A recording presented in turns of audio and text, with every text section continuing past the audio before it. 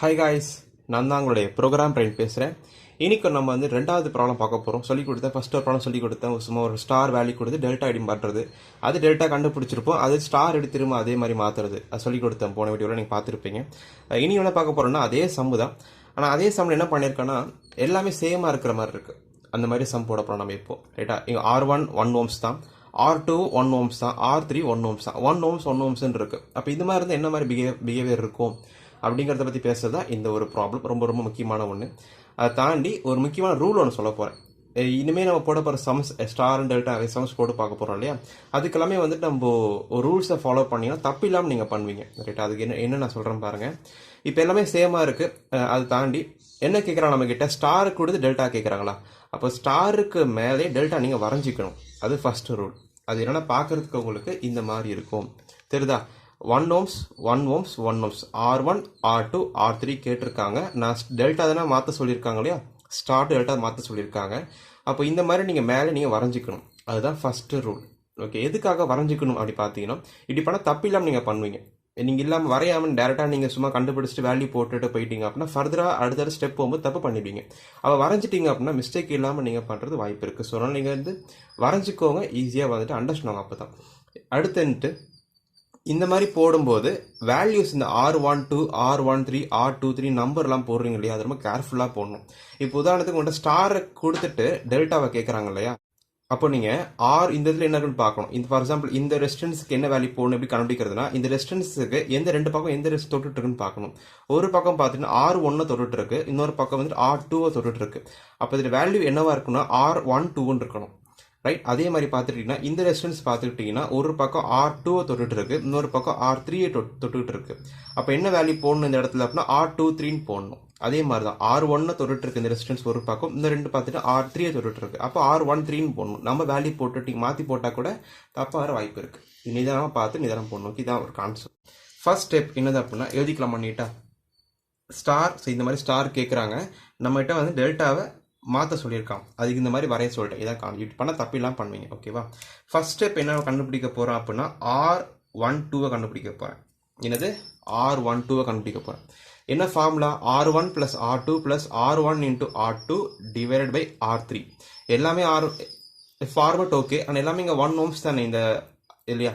அப்போ என்ன பண்ணுறேன், சும்மா ஃபார்மெட்டில் ஏதாவது 1 1 போட்டால் போகுது இல்லையா? 1 + 1 + 1 × 1 டிவைடட் பை 1. பிகாஸ் எல்லாமே இந்த ரெசிஸ்டன்ஸில் 1 ohms 1 ohms 1 ohms தான். அப்போ இந்த ஃபார்மெட்டில் ஜஸ்ட் 1 போட்டால் வேலை முடிஞ்சிச்சு, அதை போட்டேன். 1 + 1ங்கிறது 2, 1 × 1ங்கிறது 1/1. ரைட்டா? இப்போ இதுக்கு எல்சிஎம் எடுத்துட்டிங்கன்னா உங்களுக்கு கீழே 1 இருக்கமே கன்சிடர் பண்ணுவீங்க. அப்போ 1, 1 எல்சிஎம் எடுத்திங்கன்னா 1 மட்டும் வரும். 1 டேபிள்ஸில் 1 டைம் போகும். அப்போ 1 × 1 2 வந்துட்டு 1 × 2 வந்து 2 இல்லையா? அப்போ 2 போடணும். அதே மாதிரி வந்துட்டு 1 டேபிளில் 1ங்கிறது 1 டைம் தான் போகும். அப்போ 1 × 1 வந்துட்டு 1. ரைட்டா? மேலே மல்டிப்ளை பண்ணி எழுதிக்கணும், கீழே வேற ஒன்றும் இல்லை. ரைட்டா? அப்போ கீழே ஆட் பண்ணினா வரும் 3 வரும், மேலே 1 வருது. அப்போ 3 டிவைடட் பை 1 போட்டிங்கன்னா ஆன்சர் 3 தான் வரும். அப்போது R12 அப்படிங்கிறது என்ன நமக்கு ஆன்சர் வந்திருக்கு அப்படின்னா 3 ohms. ஸோ டேரெக்டாக ஃபில் பண்ணிக்கலாமா? இங்கே 12ங்கிறது 3 ohms நீட்டாக எழுதிட்டேன். ரைட், இப்போது அடுத்த ஸ்டெப் மூவ் பண்ணலாமா? அடுத்து வந்துட்டு R13 கண்டுபிடிக்கலாமா? அதாவது இந்த ரெசிஸ்டன்ஸை கண்டுபிடிக்க போகிறேன். ரைட்டா?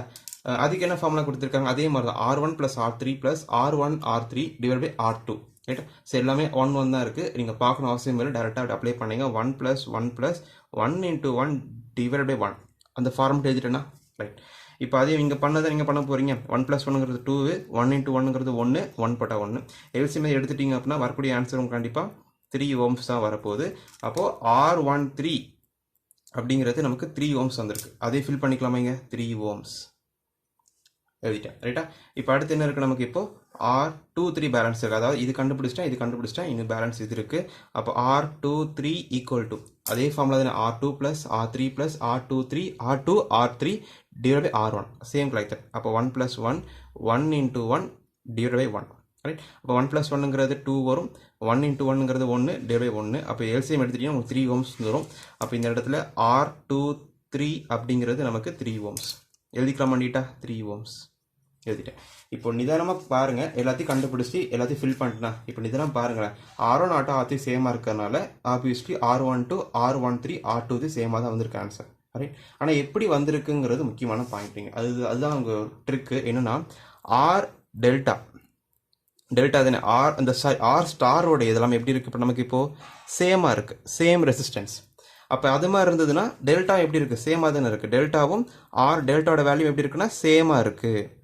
ஆனால் எப்படி இருக்குது? இந்த ரெசிஸ்டன்ஸை விட 3 மடங்கு அதிகமாக இருக்குது. பட் இது சேமாக தான் இருக்குது. பட் 3 மடங்கு அதிகமாக டெல்டா வேல்யூ இருக்குது. இப்போ for example R1 R2 R3 10 ohms 10 ohms 10 ohmஸாக இருக்குது அப்படின்னா இங்கே இருக்கிற டெல்டாவோட வேல்யூ 30 ohmஸாக இருக்கும். அப்போ என்ன பண்ணுறீங்கன்னா ஸ்டாருக்கு கொடுத்து டெல்டா கேட்குறாங்கன்னா ஸ்டாரோட இன்ட்டு 3 பண்ணிக்கணும். அப்போ 3 பண்ணி வர ஆன்சர் தான் உங்களுக்கு இங்கே வரணும். என்ன விஷயம் புரியுதா? இப்போ ஃபார் எக்ஸாம்பிள் இதை நான் டெரைவ் பண்ணி காட்டுறேன் பாருங்கள். ஸ்டார் வந்தது என்ன கொடுத்து 1 ohms 1 ohms 1 ohms கொடுத்துருக்காங்களா? அப்போ 1 இன்ட்டு 3 பண்ணிங்கன்னா என்ன வரும்? நமக்கு 3ன்னு வரும். அதுதான் ஆர் டெல்டாவுடைய ஆன்சராக இருக்கும். 3 ohms வந்திருக்கா? 3 ohms. சரி, எல்லாத்துக்கும் 3 போட்டுக்கணும். கண்ணை கூட 3 போட்டுக்கணும். இதே வந்துட்டு இது 10 ohms 10 ohms 10 ohms கொடுத்துட்டாங்கன்னா டெல்டா வந்து 30 30 இருக்கும். பிகாஸ் 10 இன்ட்டு 3 என்னது? 10 இன்ட்டு 3 13 வரும். அப்போ 30 தான் டெல்டாவோட ஆன்சராக இருக்கும். அது மாதிரி சொல்கிறேன். ஓகே, ஒரு கான்செப்ட். இது முக்கியமான ஒரு பாயிண்ட்.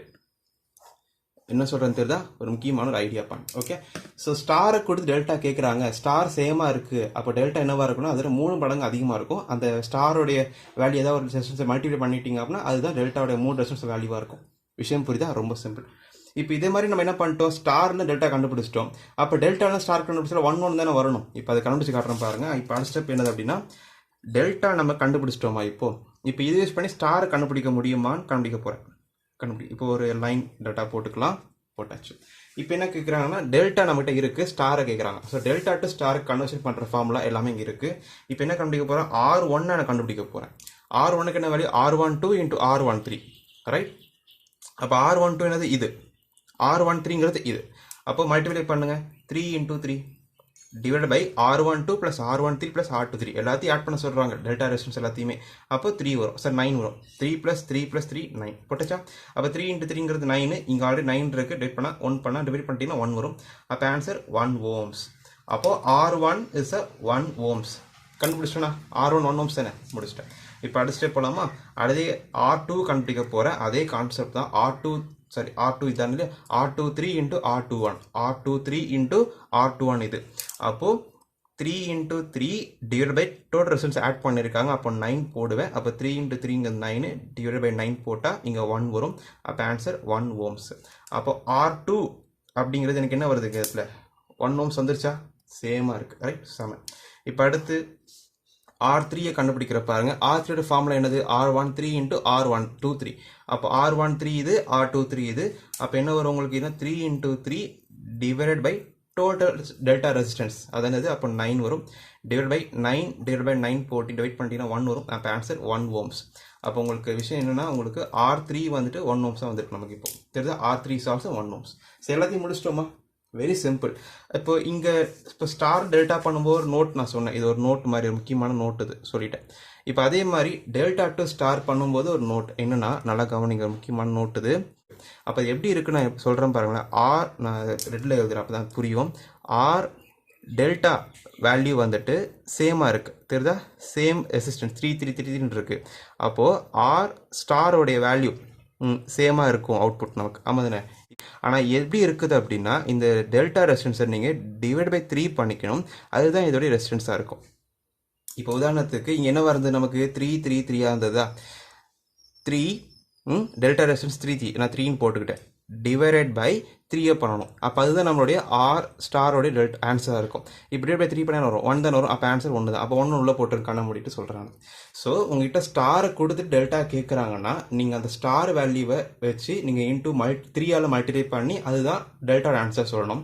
இது டெல்டா டு ஸ்டாரை டிவைட் பண்ணிட்டு சொல்லணும். விஷயம் புரியுதா? Very simple. ஸோ இதான் நம்மளுடைய இந்த நோட்டு. ஓகே, இது ஷார்ட்டாக சொல்லுவாங்க, ரொம்ப சிம்பிளாக. எப்படி சொல்லுவாங்கன்னா, டெல்டா கொடுத்துட்டு ஸ்டார் கேட்குறாங்க அப்படின்னா டிவைட் பை 3, ஸ்டார் கொடுத்து டெல்டானா மல்டிப்ளை 3. அந்த மாதிரி கண்ணை மூடிட்டு போட வேண்டியதான். ஓகே, 3 மட்டும் ஞாபகம் வச்சுக்கோங்க. Multiply 3 divide 3. ஓகே, ஸோ இதான் கான்செப்ட். ஸோ இதான் ஒரு ட்ரிக்கு சொல்லி கொடுத்துட்டேன். ஒரு சின்ன ட்ரிக்கு சேமாக இருந்ததுன்னா இந்த மாதிரி ட்ரிக் யூஸ் பண்ணி நம்ம பண்ணிக்கலாம். நீங்கள் கால்குலேஷன் போட்ட அவசியம் இல்லை. இதை மட்டும் பெர்ஃபார்ம் பண்ணி கூட நீங்கள் வந்து செஞ்சுக்கலாம். பிகாஸ் சேமாக தானே இருக்குது. இப்போ 1 ohms இருக்கானா கண்ணை மூடிட்டு நீங்கள் என்ன பண்ணலாம், 3 வெளியில் இருக்கிறது 3 போட்டுக்கலாம். இதே 10 கொடுத்து கண்ணை மூடிட்டு வெளியில் 30 போட்டுக்கலாம். ஸோ அந்த மாதிரி இதே வந்து கீழே வெளியில் 30 கொடுத்துருக்காங்கன்னா கண்ணை மூடிட்டு உள்ள 10 போட்டுக்கலாம். ரைட்டா? ஸோ இதான் விஷயமே நமக்கு. ஸோ புரியும்னு நினைக்கிறேன். ஸோ ஈஸியாக இருக்கும். ஸோ அடுத்தடுத்த வீடியோவில் கண்டிப்பாக வேறு சம்ஸ் இதோட பெரிய பெரிய சம்ஸ் நான் கண்டிப்பாக போட்டு காட்டுறேன். இந்த வீடியோ பிடிச்சிருந்தா லைக் பண்ணுங்கள், ஷேர் பண்ணுங்கள், சப்ஸ்கிரைப் பண்ணுங்கள். அண்ட் இந்த யூடியூப் சேனலுக்கு டெலகிராம் குரூப் இருக்குது, நீங்கள் வேணா ஜாயின் பண்ணி உங்கள் டவுட்டை கிளியர் பண்ணிக்கலாம். அடுத்த way from Program Brain and have a nice day guys. Bye.